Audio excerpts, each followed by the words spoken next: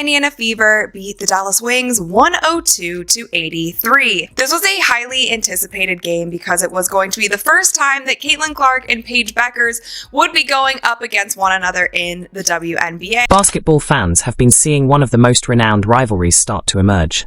Paige Bueckers versus Caitlin Clark. Phenomenas in high school who took distinct routes. Bueckers to UConn, Clark to Iowa. Particularly during the NCAA tournament, Clark dominated their college games. Geno Auriemma and other critics questioned if Clark could apply her success to the WNBA. When the Indiana Fever hosted the Dallas Wings last night, these two played each other for the first time as professionals. However, what followed wasn't only a game. Clark was creating history twice, something that no one else had ever done. Comment CC Record Breaker if you're eager to learn about the records that were broken that evening. Come on.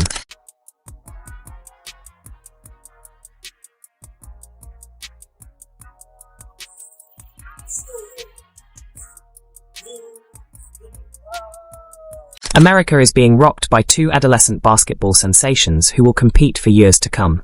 Paige Bueckers and Caitlin Clark first clashed in high school.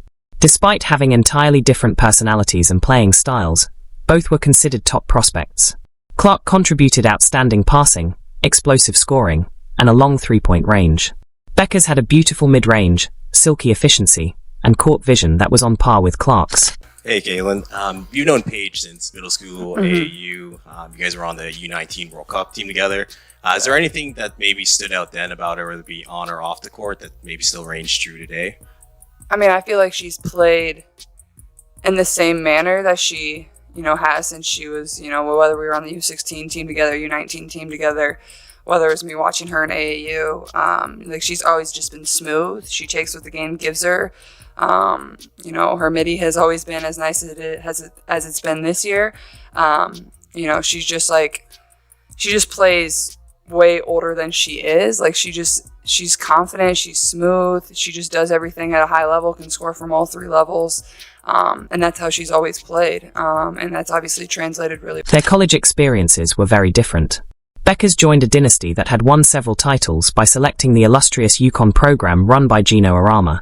Iowa, a program eager to establish itself on the largest platform, was chosen by Clark. This choice paved the way for historic NCAA tournament matches that would shape the careers of both players. In March Madness, Bueckers' hopes of winning the UConn were dashed by Clark's Iowa squad. When it counted most, Clark put on incredible displays, such as a 41-point masterwork that forced the Huskies to leave early.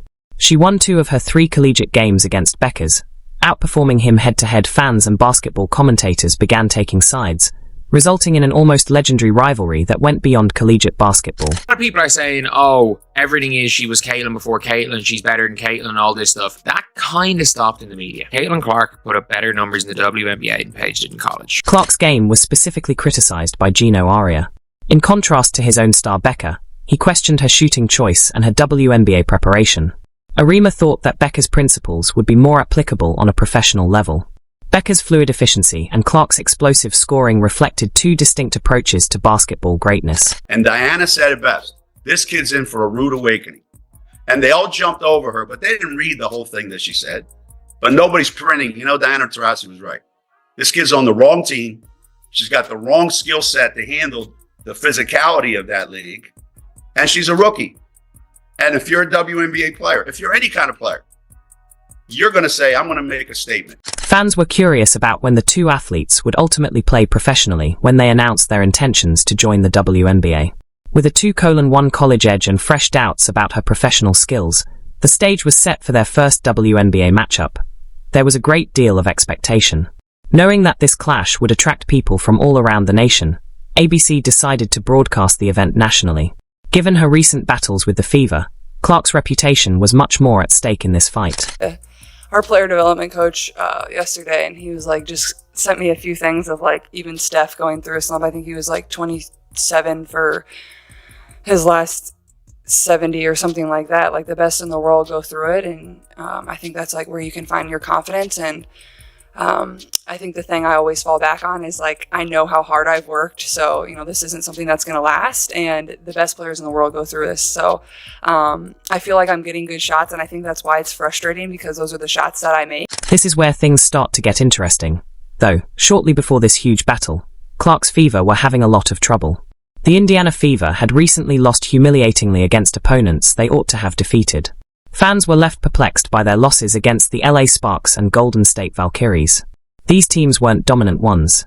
The Fever should have been able to handle those teams with ease. I feel like this stretch, this is a big game for us. I think we've struggled in the fact that we're able to play one good game, and then we play a bad game, then we play a good game, then we play a bad game. So I think for us, it's like we got to find a way to be able to stack really good games together, and then we go on the road, and we're on a back-to-back, which is just a challenge in itself. No matter who you're playing, we play Connecticut, then we play New York. So I think Steph's message was, yes, All-Stars coming up, that break's coming up, but our focus is on these 3 games that we have left. So in that sense, I do think it's critical that our focus just remains on the game in front of us, and I feel like that's what everybody in the locker room is doing. Behind the scenes, Coach Stephanie White's slower style and Clark's fast-paced vision were engaged in a philosophical battle. Clark aimed to increase the tempo and provide possibilities for quick breaks. White liked to play in a more disciplined half-court fashion. There was actual conflict in the group as a result of this disagreement over basketball ideology. Although transition basketball was Clark's specialty, White's system did not support that dynamic style. A pivotal event occurred at the precise moment of Clark and White's furious sideline altercation during the Atlanta Dream game. Every syllable of their heated conversation was captured on camera. Their seeming hostility and fury showed how deeply they were at odds. There is definitely something going on within the locker room, the front office. Something is off, man. This is the 3rd situation in one game we have had involving Caitlin Clark and the coaching staff and pretty much another player. And it looked like Caitlin Clark and Stephanie White definitely had a situation where they was in a heated exchange right before halftime. Inconsistencies in the lineup made matters worse. After her injury, Clark was attempting to regain her rhythm. Dairies Dantes returned from her national team game. Their chemistry was drastically upset by these modifications. The club had trouble establishing offensive rhythm and regular rotations. With important components arriving and departing, players were still finding out their responsibilities. It hurt to witness the offensive errors that beset the Fever. Game after game, missed shots accumulated. Turnovers destroyed assets that had promise. There was no rapid break, which was what Magic Clark lived on. According to Clark, I think we've struggled in the fact that we're able to play one good game and then we play a bad game, then we play a good game, then we play a bad game. During this span, Clark's shooting difficulties became a significant worry. Despite acknowledging that she was in a rut, she maintained her confidence. I will never stop shooting, she declared, drawing a comparison between her circumstances and Steph Curry's sporadic periods of coldness. When the Fever finally ended their losing skid against Atlanta, it was the decisive moment. Although they prevailed in that match, Clark and White's animosity persisted. The disagreement on philosophy had not been settled. It was just placed on hold. It can be frustrating when your shot isn't going in the way that you want it to, but then I look at the box and it's like I'm really 4 shots away from having a really good game, a really good shooting game. So that's where you find your confidence, and I know those are shots that I can make, and I'm never going to stop shooting. So, until I break out of it, I'm just going to keep launching, and that's all I know, and I'm still confident in everything that I can do. The final test was the Dallas game. Would White at last adopt Clark's favorite look? Or would the team's potential be further limited by the philosophical gap? This internal conflict created the ideal environment for Bueckers' confrontation with Clark, who was keen to demonstrate that her strategy could be successful on a professional level. Then a miraculous event occurred. At last, Stephanie White granted Clark what she had been requesting. White made the critical choice to allow Clark to dictate the pace and direct the attack against Dallas. This was more than a minor change. White made a radical shift in strategy and put her faith in Clark to guide the group at the speed she desired. Lee Arulu the other night had a season-high 18 points. Here's Boston turning the corner. Dishing to Hull. Extra feed Clark. A deep 3. You bet! And he actually brought up stat from a shooting slump Steph Curry went through. She said that made her feel a lot better. That pass will as well. Right on the money to Mitchell. Cunningham attacked the closeout. Clark, the rejection of Quinterly. Clark, the flick ahead. Oh, beautifully done. Touchdown, Fever. It was unclear early in the game if this tactic would be successful because both sides were feeling each other out in the first quarter. The Fever seemed excellent yet unimpressive. They were gradually settling into a groove. Although Clark was enlisting her comrades, the real pyrotechnics had not yet begun. The game felt competitive, and the Wings were keeping up. Here's Clark, being hawked by Isaiah James. Clark sidestepping three is good. Clark backing down Quinterly. 6 to shoot, fading away and dropping it in. Beautiful. Here's Clark off the screen. Through the lane, feeds Howard. Another assist for Clark. That's 13 as Howard is up to 18 points. Then, when everything clicked, came the thrilling second quarter. Clark began to pick up speed like never before. With those full-court passes, which the crowd referred to as touchdown passes, she was locating teammates.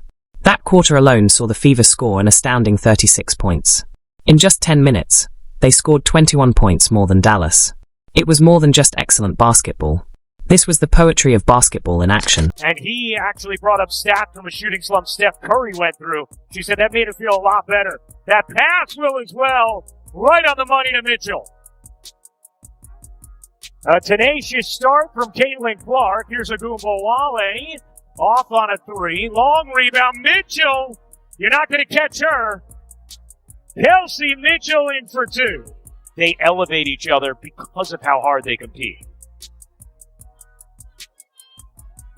Nice look. Aaliyah Boston with a gorgeous dime to Kelsey Mitchell. Clark's leadership elicited incredible responses from her teammates. With 20 points from 8 of 12 shots, Kelsey Mitchell was on fire. She scored in double figures for 21 games in a row. Mitchell was taking advantage of Clark's speed and enthusiasm to smash shots from all directions. With 18 points from an effective 8 of 9 shooting effort, Natasha Howard was tearing up the court. Howard attacked the rim and appeared unstoppable. Inside, Aaliyah Boston was in charge, controlling the paint with her power and bulk. She was taking advantage of every chance Clark gave her. Clark and Boston had a wonderful relationship. With her pace, Clark would attract opponents before finding Boston for simple baskets. Mitchell bounces. Boston. One more time. This time Mitchell delivering. And Boston up to 13 points. Indiana shooting 66%. This is what really set this performance apart. In the first half, the Fever scored a franchise-high 64 points. The basketball they were playing was the most exquisite they have displayed this season.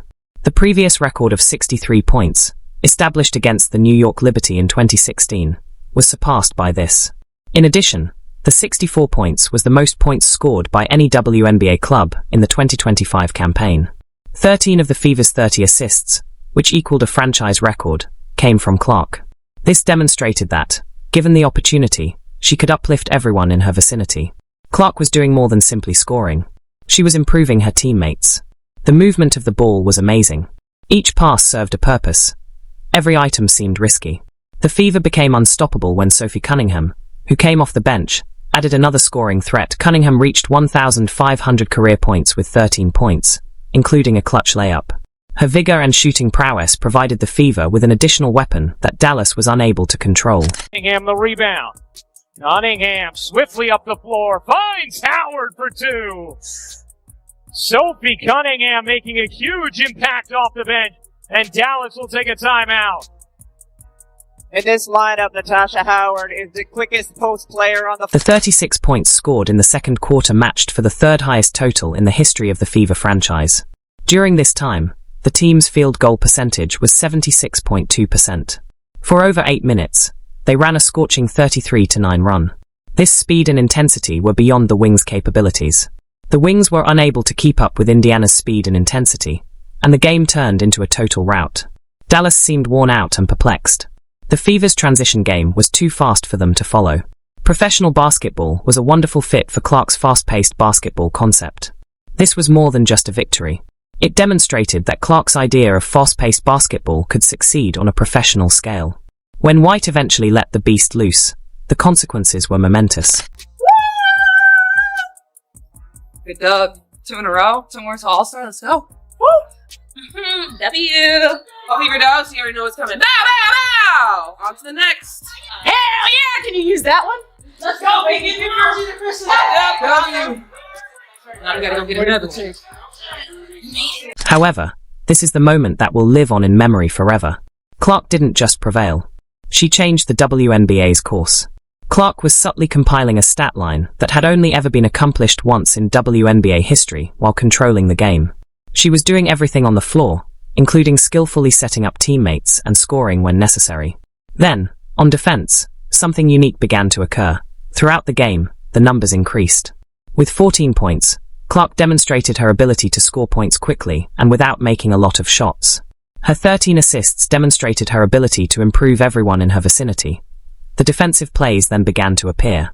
Like a mind reader, Clark was reading the lanes as they passed. Even before they arrived, she was waiting to see what the wing would do. Bounce. Clark backing down Quinterly. 6 to shoot, fading away and dropping it in. Beautiful mid-range fadeaway from Caitlin Clark. This is the precise moment that changed the course of history. Clark finished the game with 14 points, 13 assists, and 5 thefts, including her 5th steal of the game. Clark became the first player in WNBA history to accomplish this particular combo twice during her career as a result. She is now the first player in WNBA history to record this stat line twice within a single game. Beyond those 5 thefts, Clark had a significant defensive influence. She recorded a block that instantly gave Sophie Cunningham a fast break assist. This play demonstrated her full court awareness and her capacity to use defensive plays to set up scoring opportunities. Her ability to anticipate was interfering with the offensive flow of the wing. Every possession seemed risky while Clark was defending himself. Cunningham attacked the closeout. Clark, the rejection of Quinterly. Clark, the flick ahead. Oh, beautifully done. Touchdown, Fever.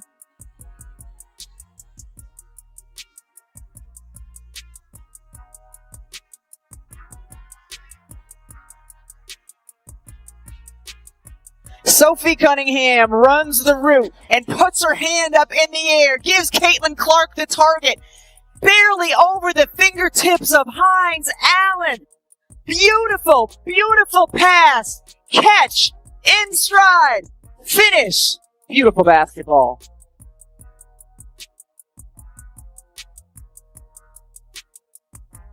The Wings and Paige Bueckers were unable to respond to Clark's whole game. Oriku Unali's 0 for 10 shooting from the field and 2-point finish was the most revealing statistic. Oriku should be among the finest wing players, but she was rendered absolutely useless by Clark's defensive pressure and the Fever's team defense. This crucial player's subpar performance demonstrated the Fever's complete superiority. The Wings' plan to be physical with Clark didn't work at all. Instead of switching screens, they grabbed her off the ball. Because Clark utilized aggression to locate open teammates and drive to the hoop, this strategy didn't work. She always managed to make them pay for their attempts to physically slow her down. The entire narrative was conveyed by the final score of 102-83. Every critic who questioned Clark's preparedness for the WNBA had been addressed, and she had silenced them all. This game wasn't simply good. She demonstrated that she belongs among the league's best players with this statement performance. This momentous performance demonstrated that Clark wasn't only adjusting to the WNBA. She was redefining the boundaries of professional possibility.